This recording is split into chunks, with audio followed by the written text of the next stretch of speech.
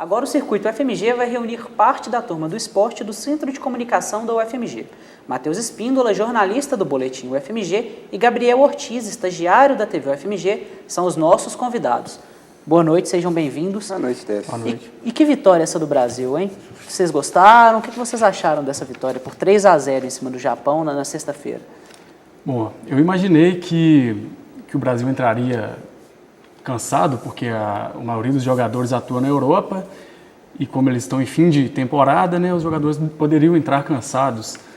E eu acho que o que foi fundamental para que o jogo tomasse esse rumo de vitória brasileira foi aquele gol logo no inicinho do Neymar.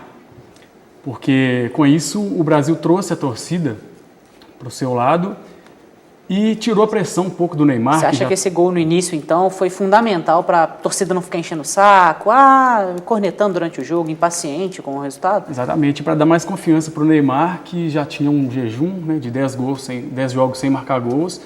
Então esse gol logo no comecinho tirou a pressão e trouxe a torcida para o lado do Brasil. Isso fez a diferença. Convenhamos que foi um golaço, né? Foi um gol muito bonito. Foi um gol de craque, né? Foi o gol de quem sabe o que está fazendo. Foi um gol bem consciente mesmo. E, Gabriel, você concorda com o que o Matheus disse? Você acha que foi fundamental esse gol logo no início do primeiro tempo e também do segundo tempo? 2 gols logo no início dos 2 tempos? Não, com certeza. Foi legal o que ele falou da torcida. Porque a torcida estava meio apreensiva, como é que vai ser. Apesar de ter tido uma boa apresentação contra a França, contra a Inglaterra, jogou muito bem também. Mas a torcida estava meio apreensiva. O gol logo no começo soltou aquele piano das costas. E depois o Paulinho também, logo no começo, mais uma vez falou, já aqui o Japão não vai ter vez. E o Japão é um time que tenta jogar muito enfiado pelo meio e não tanto pelas pontas. E o Brasil estava tendo problemas com quem entrava logo no meio ali na intermediária. Vocês acham que o Filipão conseguiu corrigir esse problema? Que foi o que gerou aquele gol do Rooney, o gol do Balotelli, logo na entrada da área? Você acha que o Brasil conseguiu resolver esse problema defensivo? Está mais sólida a defesa brasileira? A gente tem que chamar a atenção para a atuação do Luiz Gustavo, que jogou demais. O Luiz Gustavo fez a atuação fixo, quase como um terceiro zagueiro, e deixou o Paulinho se soltar mais. Então a atuação do Luiz Gustavo e o Paulinho se soltando, eles não estavam batendo cabeça como bateram nos outros jogos.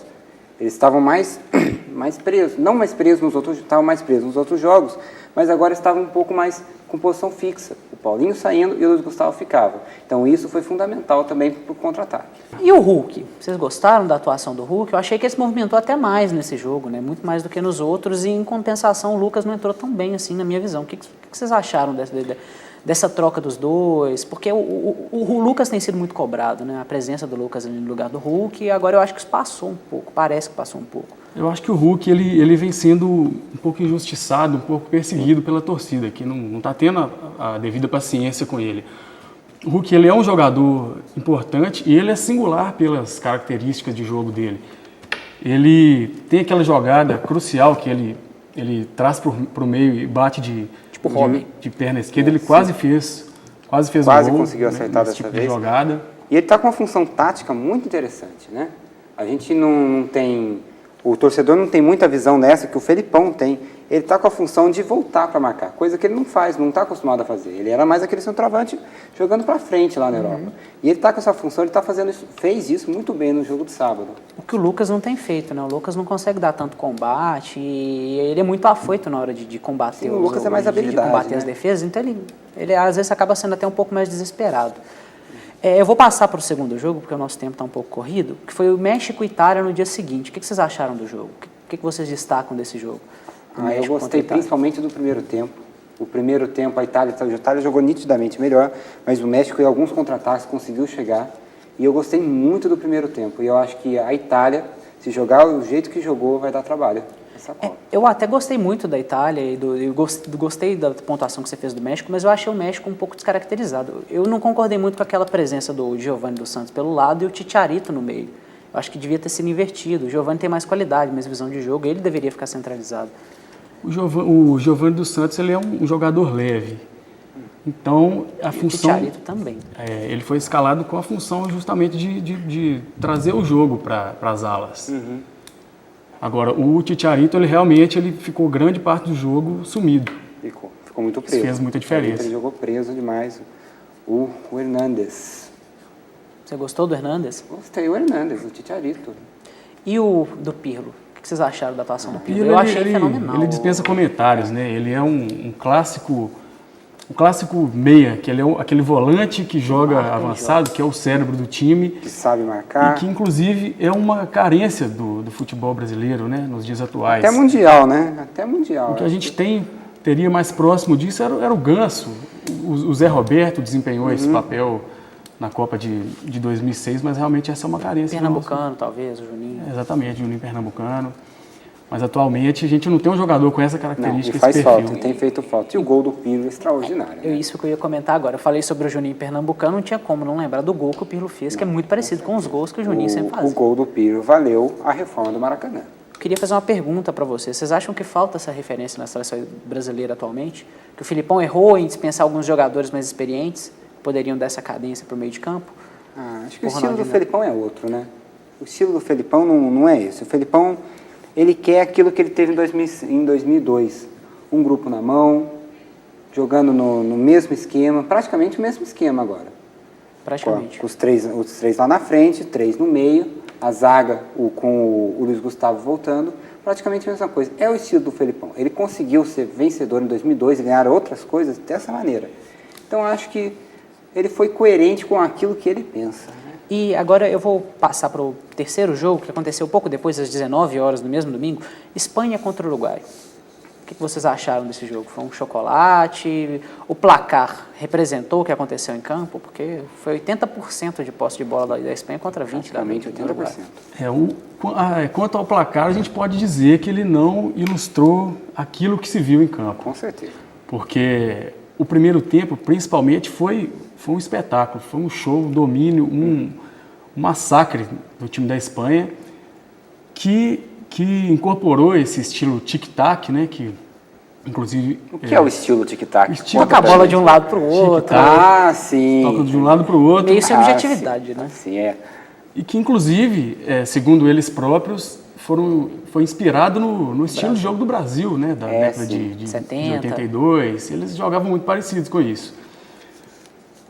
A respeito desse estilo de jogo, ele até pode ser questionado justamente por essa falta de objetividade, né? Muitas vezes os jogadores tocam tanto a bola, chega na frente do gol, não sabe o que fazer. Chega a situação absurda que às vezes eles estão na grande área com a bola ali, toca para um lado e ficam em dúvida sobre para quem tocar em vez de finalizar. E foi interessante a torcida, porque nos primeiros 5 minutos a torcida vaiou esse toque de bola. Vaiou, não tinha paciência, porque estava chato. Aí, provavelmente, eles pensaram, se for vaiar cada hora que a Espanha tocar a bola, vai vaiar o jogo todo, né? E no final eles acabaram aplaudindo, porque a Espanha jogou muito bem. Teve uma decepção o Uruguai também, né? Foi, o Uruguai está muito mal. Mais. Teve um outro jogo, o último jogo dessa rodada, que foi Tahiti e Nigéria, que a gente esperava uma situação parecida. A gente não esperava essa situação de domínio total no jogo contra o Uruguai, da Espanha contra o Uruguai, mas esperava no jogo contra a Nigéria. Só que o domínio da Nigéria sobre o Tahiti foi muito menor. Vocês gostaram da atuação da seleção do Tahiti? Acham que ela surpreendeu dentro das limitações que ela já tinha? É uma seleção amadora? Eu acho o seguinte... O time da Nigéria, ela pecou por não ter feito mais gols. Justamente porque... Brincou demais. No caso de um empate, que é muito provável de acontecer na segunda colocação entre Nigéria e Uruguai, o saldo de gols vai ser o fator definitivo disso aí. Então a Nigéria jogou com uma certa preguiça, um certo grau de preciosismo. Muitas vezes eles chegaram na cara do gol e tentaram driblar o goleiro. Parece que só valia gol de dentro da pequena área, né? Eles não tentavam uma jogada diferente. E o time da Nigéria não é tão forte. O time da Nigéria é fraco, realmente fraco, né? Então acho que foi o time do Uruguai, quando pegar o Tahiti, já é uma seleção mais forte. Então eu acho que... Que não está tão bem. Não está tão bem, mas a chance de colocar mais de gols, 6... Eu tenho medo de quando a Espanha pegar o Tahiti. Se a Espanha realmente jogar muito sério contra o Tahiti. Será? Porque tem a chance de ser... Inclusive, esse é o tema que eu vou passar agora. Vamos fazer um balanço aqui do que a gente acha que vai acontecer na próxima rodada e vamos começar justamente por esse jogo. O que vocês esperam do jogo de Espanha contra o Tahiti? Vai ser o maior chocolate da história da Copa das Confederações ou vocês acham que não é bem assim? Eu não espero muito isso. Eu acho que a Espanha vai jogar muito bem como jogou contra o Uruguai, mas vai fazer gol, vai tocar a bola, e toca de lá, e toca de cá, e eu acho que não faz nem 6. Vocês acham que a posse vai ficar 90 a 10, por exemplo? Por aí, de 80 para cima, viu? Eu estou esperando aí um episódio inédito até então, se tratando de competições da FIFA oficiais, que eu acho que vai ser um massacre. Eles representam exatamente os dois opostos, né, do futebol internacional. É uma seleção de celebridade, de craques, toda ela composta de craques, né, a base do Barcelona. Que milionários, né? Seria colocar o Ibis para jogar com o Bayern de Munique hoje, né? Sim, talvez, né? E o Ibis é profissional ainda, a gente tem essa, né? Por outro lado, a seleção do Tahiti, ela se a gente vê que ela é ingênua, né? Um aspecto que ilustra essa ingenuidade, eu posso dizer que é o fato de toda vez que o atacante nigeriano se aproximava da intermediária, eles ficavam em dúvida sobre o que fazer. O Tahiti, eles armavam uma zaga em linha. Sim, mas eles não davam bote. Não chegavam eles não davam bote no atacante. Gente, o nosso tempo está acabando, então a gente não pode deixar de falar de um jogo, que é Brasil e México. O que vocês esperam? O que você espera, Gabriel, desse jogo? Eu acho que vai ser um jogo muito difícil para a seleção. A escrita de jogos contra o México vai continuar, mas acho que o Brasil ganha. Dessa vez ganha. 2-1.